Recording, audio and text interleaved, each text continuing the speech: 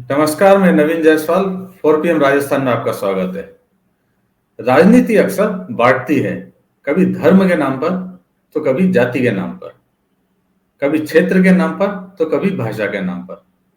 और अक्सर ये बंटवारे इतने ज्यादा होते हैं कि परिवार के परिवार बढ़ जाते हैं।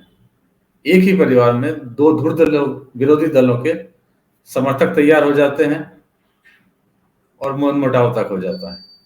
लेकिन दूसरी तरफ कई बार नेताओं के परिवार भी बढ़ जाते हैं और वो एक दूसरे के खिलाफ चुनाव मैदान में खड़े हो जाते हैं।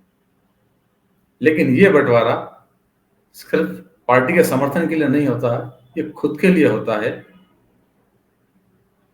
कुर्सी के मोह में होता है, जनप्रतिनिधि बनने के मोह में होता है और वो अपने ही परिजनों को चुनौती देने लगते हैं, ताल ठोक देते हैं चुनाव के मैदान में। आज हम बात करेंगे ऐसे ही कुछ परिवारों पर। राजस्थान इस बार चुनाव में आधा दर्जन से ज्यादा परिवार या कहें रिश्तेदार आमने सामने खड़े हैं, एक दूसरे को चुनौती दे रहे हैं। तो सबसे पहले बात करते हैं एक पति पत्नी की। यह है सीकर जिले के दादा रामगढ़ सीट के पति पत्नी। दोनों चुनाव मैदान में हैं, एक ही सीट से आमने सामने। पति हैं वीरेंद्र सिंह, जो एमएलए हैं, पिछली बार भी चुनाव जीत चुके हैं और इस बार फिर कांग्रेस ने उन्हें टिकट दिया है। इनके सामने इनकी पत्नी खड़ी है रीटा सिंह, जो पहले से राजनीति में है, जिला प्रमुख रह चुकी है, लेकिन विधानसभा के लिए पहली बार कोशिश कर रही हैं। जेजेपी पार्टी से खड़ी हुई है, जननायक जनता पार्टी से। वीरेंद्र सिंह को टिकट मिलता उससे पहले रीटा सिंह ने टिकट ले लिया और अपनी उम्मीदवारी घोषित कर दी। बाद में कांग्रेस ने वीरेंद्र सिंह को भी टिकट दे दिया। वैसे वीरेंद्र सिंह कांग्रेस के एक बड़े नेता नारायण सिंह के बेटे हैं। नारायण सिंह प्रदेश कांग्रेस के अध्यक्ष भी रह चुके हैं और विधायक भी रह चुके हैं इस सीट से। वो लगातार इस सीट से लड़ते रहे। पिछली बार उनके बेटे वीरेंद्र सिंह को टिकट मिला था और इस बार उनकी बहू और वीरेंद्र सिंह की पत्नी रीटा सिंह ने भी दावेदारी ठोक दी। अब वीरेंद्र सिंह अपनी पत्नी के कैंडिडेचर के बारे में कुछ भी बोलने को तैयार नहीं है, लेकिन रीटा सिंह कह रही है कि हमारा तो परिवार ही राजनीति का है, हमें तो राजनीति ही करनी है, लड़ेंगे क्यों नहीं। पिछली बार जो विजन लेके हम चले, जो रोड मैप लेकर हम चले 5 साल के लिए, उसमें जो बचे हुए काम हैं, जो मेरे दिमाग में है, मेरे जहन में है, निश्चित रूप से उन्हें इस दाताराम क्षेत्र की जनता के लिए पूरा करूँगा।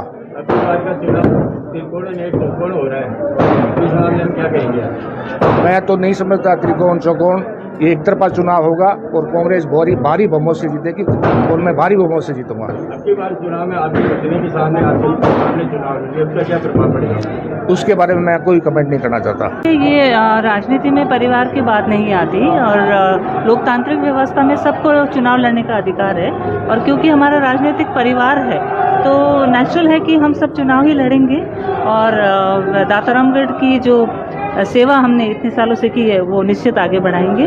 सीकर जिले देखिए, जब मैं जिला प्रमुख थी तो मेरा जो कार्य है वो पूरी जनता के सामने था। उसके बाद लगातार मैं क्षेत्रों में रही हूँ, जनता के बीच में रही हूँ, मैंने मेहनत किया है और हमारे जो आदरणीय चौधरी साहब हैं, मेरे ससुर साहब, उन्होंने हम सबको राजनीति में आने का मौका दिया है और उसी मौके के अनुसार मैं आगे बढ़ रही हूँ और मैं सीकर जिले में और हमारे दातारामगढ़ क्षेत्र में सेवा करना चाहती हूँ जनता के साथ। तो पति जो जनसेवा कर रहे हैं, पत्नी भी उसी जनसेवा की बात कर रही है और वो भी दावेदारी जता रही है।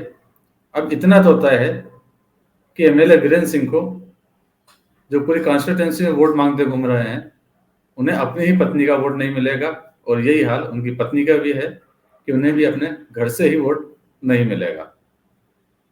अब बात करते हैं एक पिता पुत्री की।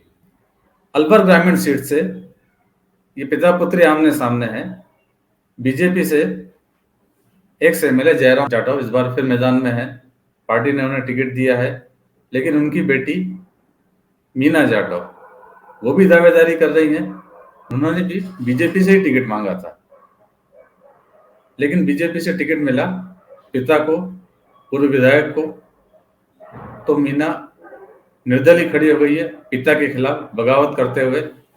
वैसे पिता पुत्री के बीच में पहले से विवाद चल रहा है, संपत्ति का विवाद है भाजपा कार्यालय के सामने भी मीना जाटा और उनके भाई के बीच विवाद हुआ था, काफी वीडियो भी वायरल हुआ था उसका। और इस बार दोनों बाप बेटे आमने सामने हैं, कहीं पति पत्नी आमने सामने हैं तो कहीं बाप बेटी हैं और कहीं जीजा साली भी आमने सामने हैं। धौलपुर की सीट ऐसी है, धौलपुर की सीट पर शोभा रानी कुशवाहा एमएलए हैं। पिछली बार वो भाजपा से चुनी गई थी, इस बार उन्हें कांग्रेस ने टिकट दिया है और वो चुनाव लड़ रही है। अब बीजेपी के पास शोभा रानी की जगह खाली हुई तो बीजेपी ने उनके जीजा शिवचरण कुशवाहा को टिकट दे दिया। शोभा रानी कुशवाहा तब एमएलए बनी थी जब उनके पति को जेल हो गई थी, वो बसपा से एमएलए थे।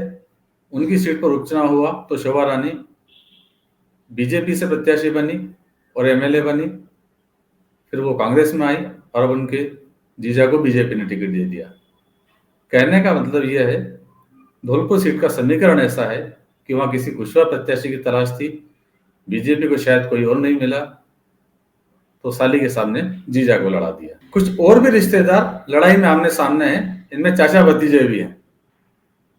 खेतड़ी से मनीषा गुर्जर को कांग्रेस ने टिकट दिया है तो उनके चाचा धर्मपाल गुर्जर बीजेपी से प्रत्याशी है।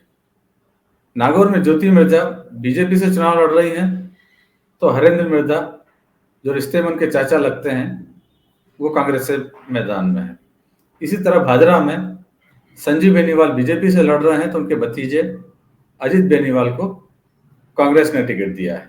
इनमें से ज्यादातर मामलों के अंदर जहां रिश्तेदार आमने सामने हैं, दिलचस्प बात यह है कि परिवार में से एक पहले ही एमएलए है, विधानसभा पहुंच चुके हैं या पहले विधायक रह चुके हैं। उसके बावजूद परिवार में किसी दूसरे को लगता है कि विधायकी तो हमें मिलनी चाहिए, इसलिए वो भी ताल ठोक रहे हैं अपने ही रिश्तेदार के खिलाफ। यानी जब रिजल्ट आएगा तो परिवार में खुशी का माहौल भी होगा और गम का भी। इस वीडियो में इतना ही। अंत में एक बार फिर आपसे अपील है, 4 PM राजस्थान को ज्यादा से ज्यादा सब्सक्राइब करें और इस वीडियो के लिंक को ज्यादा से ज्यादा शेयर करें ताकि लोगों तक हमारी खबरें पहुंच सके। नमस्कार।